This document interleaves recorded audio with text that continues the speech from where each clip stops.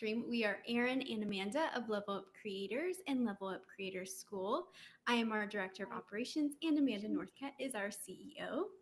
Today, we're going to be talking about all the ways that six-figure creators get stuck and a little bit more about our business audit, like behind the scenes. So we're so glad to spend a few minutes of our day with you. If you have any questions at any point in time, drop them in the chat and we will get to those. If you have not met us, there are two ways that we help thought leaders build rock solid recurring revenue businesses. First, that is Level Up Creators. This is our done for you white glove consulting firm. And the second is Level Up Creators School. And that is where we help a global group of thought leaders build businesses through a done with you model. Creator School includes access to our consulting team and our methodology in a way that used to be exclusively reserved for our consulting clients. Okay, so we are going to jump right in. Amanda, in the last newsletter, you mentioned that six-figure creators get stuck too. Can you share like maybe an example without obviously giving names or too many details of how you've seen this and how we have helped them overcome that obstacle? Yeah, for sure. So I think I've got to get a little bit of prerequisite context so everybody's on the same page. But we do see the same three problems, not just with creators, but I mean, my team and I, we all come from the B2B business, technology world, and this happens everywhere. So no one needs to like feel bad or anything. If anything, I hope this is cathartic, and you know that people who maybe a few steps ahead of you, certainly people who are a few steps behind you, are experiencing. So first of all, you have to understand that your business should be looked at on a bow tie funnel, not a traditional funnel. And so this is kind of like the basis of the MRR method and how we approach building monthly recurring revenue businesses, right? So traditional marketing funnel looks like a V. You've got the top of the funnel, the middle, and the bottom. And then the point here is where the first purchase is made. And so that's like a traditional marketing funnel. And then, marketing teams feel like, all right, we did our job. Boom, somebody made a purchase. That's great. But really in a long-term customer business relationship, you've got to actually turn that V 90 degrees. And so it looks like, a literal like bow tie. I need a bow tie prop, Erin. I need like a hand signal that doesn't look like yeah, like I can't turn my hands. I can't turn my hands that way. I don't think anyone can. If your hands can turn that way, see a doctor. So, okay, we have this side of the funnel now, and then we have, I can do this. Okay.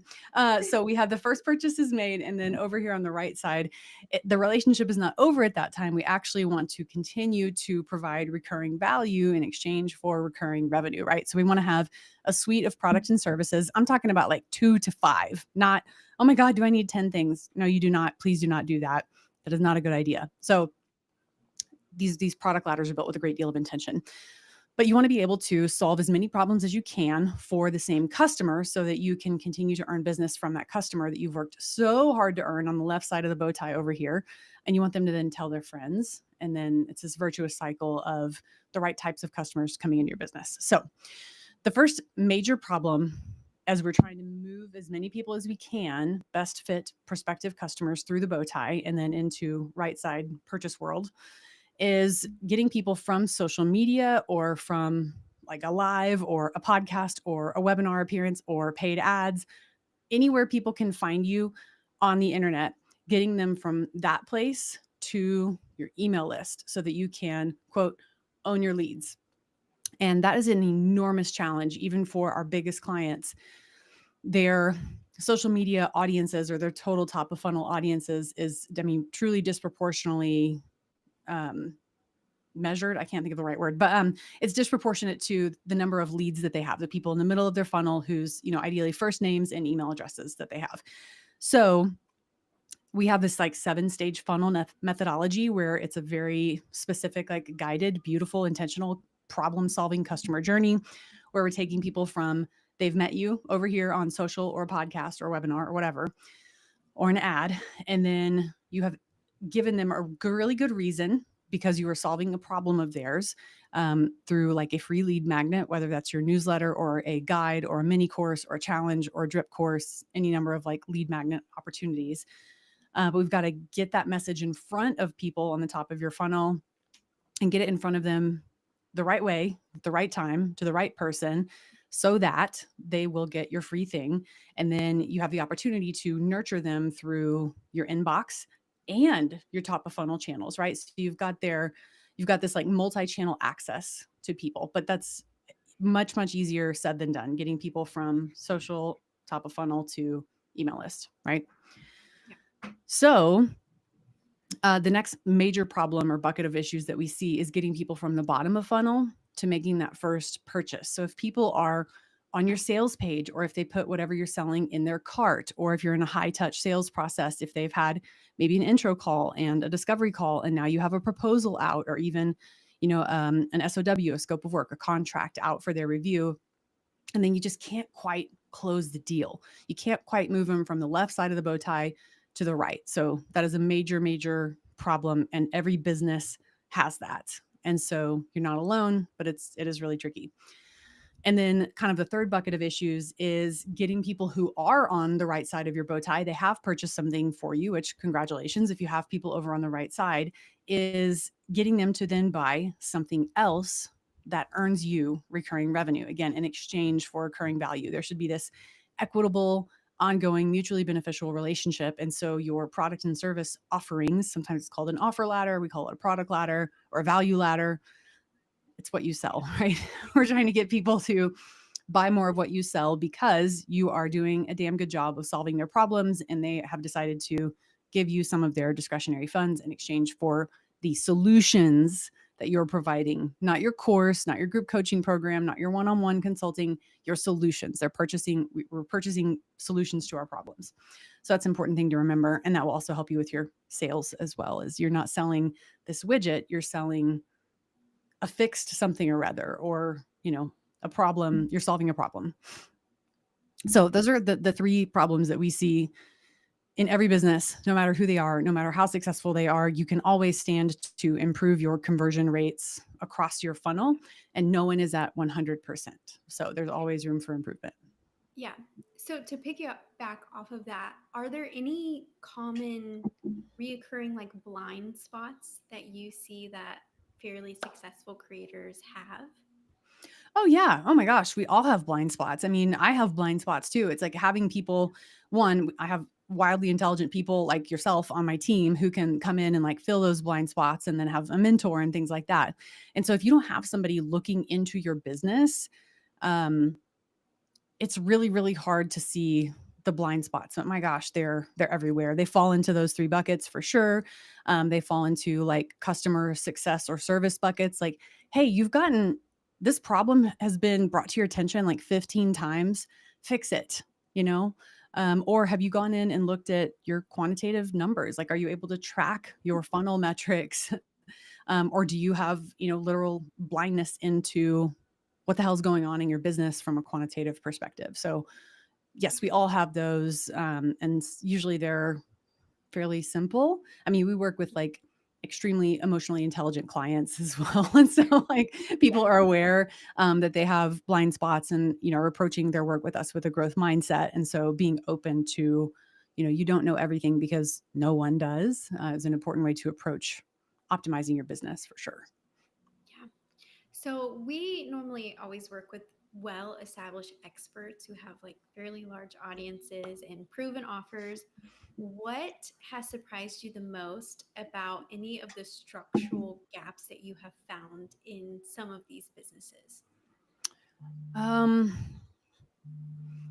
The funny thing is, Erin, it's like they're the same, no matter if you have like 2,000 followers or 200,000 followers. It's typically with this like subject matter expert archetype, like the type of person that we work with, whatever the size of their following is, they know their shit left, right, backwards, forwards, like the back of their hand. They know their subject matter, but it's the challenge is pairing that with the business and especially technical expertise to fully monetize a business in a way that doesn't like absolutely run you into the ground.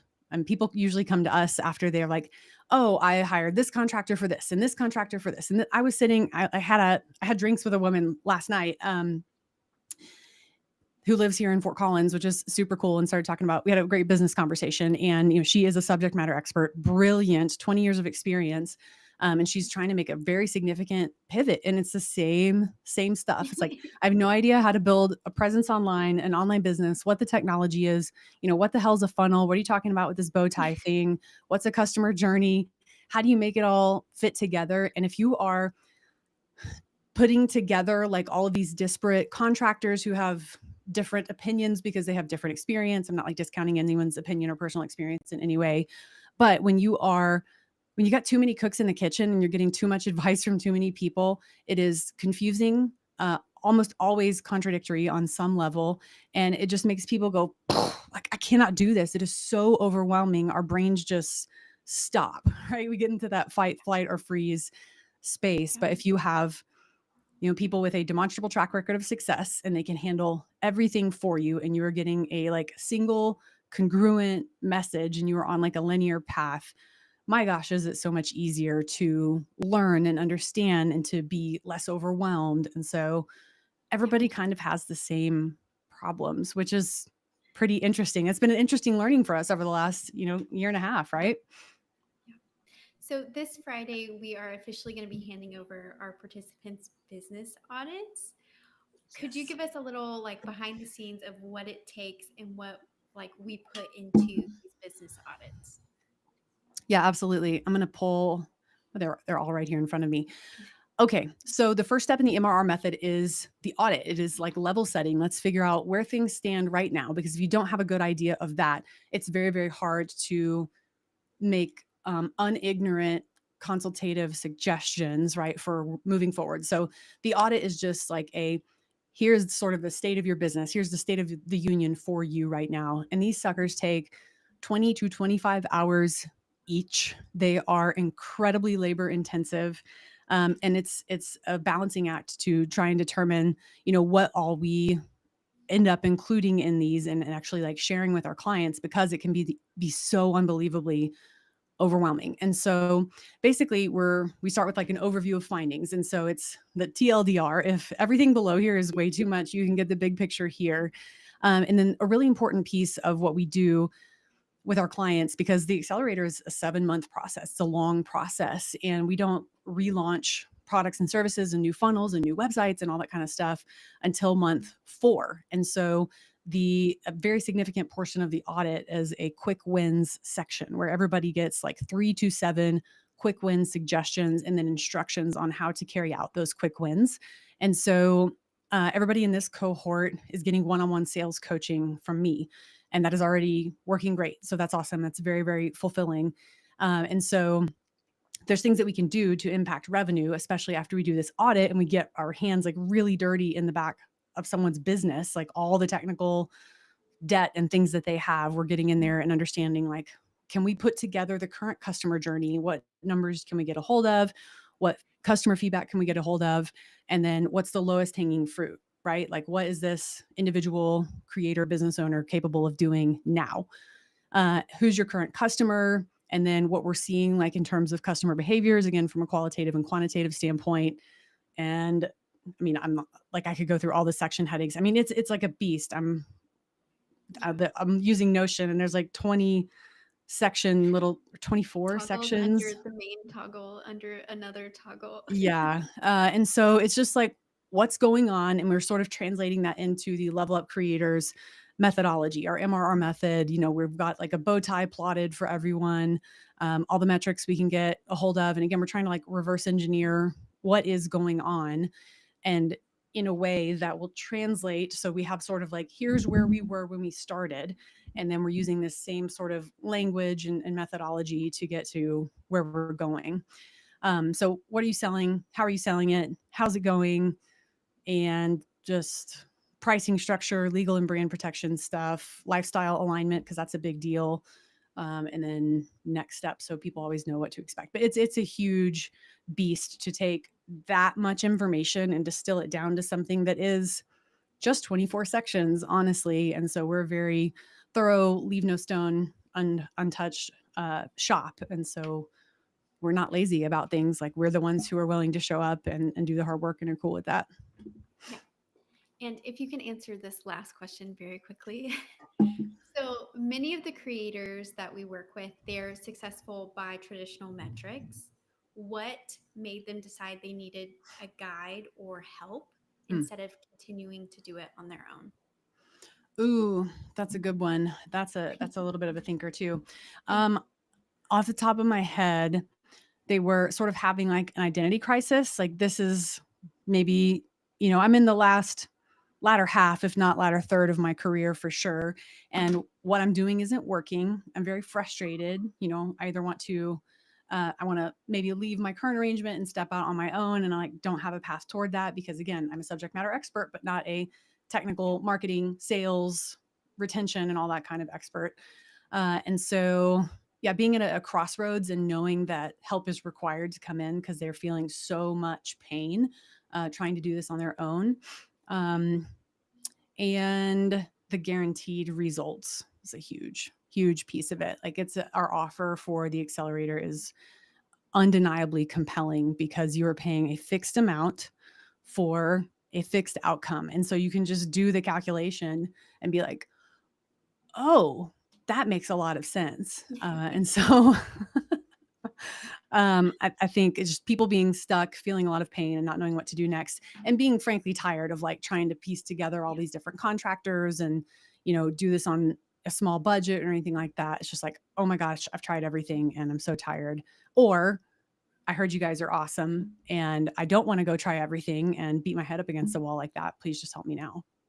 Yeah. Cool. All right. Thank you guys so much for joining our live stream. Be sure to follow us for more tips and insights on building a successful recurring revenue business.